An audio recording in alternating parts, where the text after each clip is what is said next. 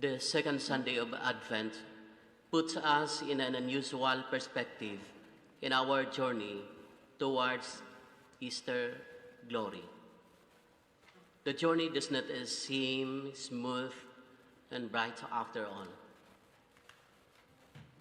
Today we hear about Abraham in our first reading, who was promised to be a father of multitude of nations, but now is called to do a very difficult sacrifice, to take his son Isaac, his only one, whom he loves, and offer him as a holocaust. And our gospel tells us about the going up of Jesus to the mountain, which portrays the 4 days of the glorious resurrection. It also tells us he's going down to embrace his imminent suffering and death. The opening of the first reading announces what God will do to Abraham. God is going to test Abraham's faith in him. He calls Abraham and instructs him to bring his son to the land of Moriah. His son is described as the one and only whom he loves. Our first reading highlights the big sacrifice which Abraham is going to take if he truly believes in God. God instructs him to offer a holocaust. It's a burnt offering. And Abraham obeys what God had told him earlier to do.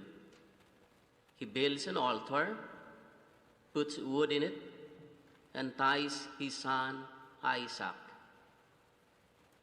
Abraham now takes his knife to slaughter his son. What could have been the feeling of Abraham at that time? We can imagine he could be asking a lot of questions. Why should he kill the son? How can God fulfill his promise to make him the father of all nations? But God intervenes with Abraham. He calls him again by name and stops Abraham from slaughtering his son. He also reveals his intention to test how devoted or how faithful Abraham is to God. Finally, Abraham immediately finds a substitute, a ram for the sacrifice. Since Abraham has not withheld his son from God, the promise will be fulfilled, to bless him abundantly, to make his descendants countless. His descendants will possess power over their enemies, and his descendants will be the channel of blessings for all nations. In other words, God blessed Abraham because he obeyed him. Our first reading reminds us that faith manifests its best when tested. When we are tested, or when you are tested, you are asked to give up something precious in life. When you are tested, you are asked to move from your comfort zone, to get out of your box, or to go beyond your logic. Second, our first reading also reminds us that faith means putting your trust totally in the wisdom of God in the midst of all contradictions. It's not a blind obedience, but it is putting our trust totally in God. In our gospel, the gospel that we have just heard, I've mentioned from the Gospel of Matthew, but actually it's from Mark. Anyway, I, I think I have read the Gospel right. The setting of the Transfiguration is in the mountain, though not mentioned, but we know it as Mount Tabor. For those who have been to the Holy Land, I know you have visited Mount Tabor, the mountain of Transfiguration. Jesus was transfigured in front of the apostles. His clothing changed. As our gospel tells us today, his clothes became dazzling white. And there appears Elijah, representing the prophets, and Moses, representing the law or the Torah.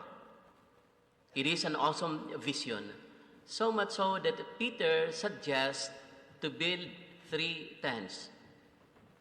One for Jesus, one for Moses, and one for Elijah. Peter does not know what he is saying, simply because he was overwhelmed by the vision.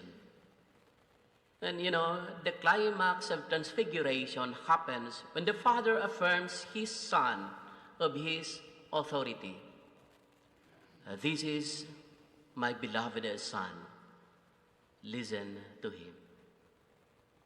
The Transfiguration story began with the movement going up to Mount Tabor. Now it ends with going down from the mountain. The movement going up to the mountain, it portrays Jesus, the foretaste of Jesus' resurrection. And going down also portrays Jesus' imminent, as I've mentioned, imminent suffering and death. Our gospel reminds us that transfiguration is relevant in the face of the upcoming passion, death, and resurrection of Jesus. It gives us a glimpse of what will happen to Jesus after he suffers and dies. The apostles who see the event are transformed. They have a nice feeling. They even volunteer to build tents to prolong their stay there. These fishermen immediately become carpenters. I think this is also true to all of us. When one becomes creative, when there is an experience of overwhelming joy, when one encounters a very pleasant sight. Yet, after the beautiful vision, Jesus challenges the apostles to postpone their excitement to spread the good news. They have to go down. They have to go down. And accordingly, why Peter suggests to build tents or booths? Why did Peter suggest? Peter suggests, as our gospel tells us today, because Peter, as some would say, did not want to go down to Jerusalem to experience, along with Jesus, suffering and death. I think this is also our experience. When we experience convenience in life, we don't want to experience discomfort. We don't want to experience suffering. And I think this is also true to anybody. especially when we are in a position, when we like and love so much our position, we don't want to be moved to other position. Like for us priests, back then in the Philippines, when we enjoy being in a particular parish or position or a pastor, we don't want to be removed to other parishes. There's convenience. This is the reason why Peter suggests it's good that we are here. He suggests, I will build 3 tents. One for you, referring to Jesus, one for Moses, and one for Elijah.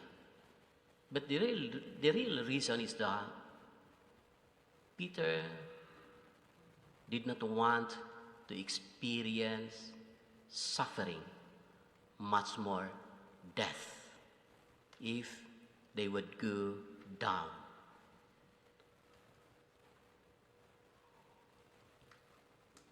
The transfiguration is properly understood by them and by their listeners only after the resurrection.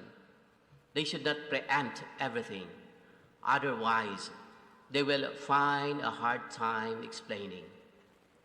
The transfiguration must be told on hindsight, in the light of the resurrection. My brothers and sisters, there are a few points that I would like you to remember in this second Sunday of Lent. First, obedience to God is righteousness. As I've mentioned, it's not blind obedience. Look what Abraham did. He obeyed to God. Because he obeyed God, God blessed him. Obedience to God is righteousness.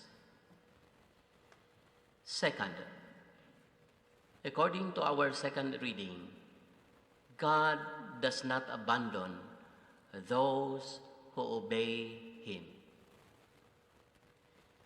And our gospel reminds us today that God has his own plan. We must follow him. This is the instruction of Jesus to his disciples and to all of us. This is my beloved Son. Listen to him. And listen to him means obey him. In the Transfiguration, God the Father tells his apostles, and he also tells us to listen to Jesus, to obey him. The season of Lent reminds us to transform our lives, to transform our families and our society by obeying God. Thus, conversion is expressed through obedience. What happens if we do not obey anyone or anything? There would be chaos and disorder. I remember a seminary professor who once said, "There is nothing wrong in obeying, but if you disobey, you are in trouble." My brothers and sisters, obedience to God, obedience to his plan is a sign of conversion and transformation in this Lenten season. Amen.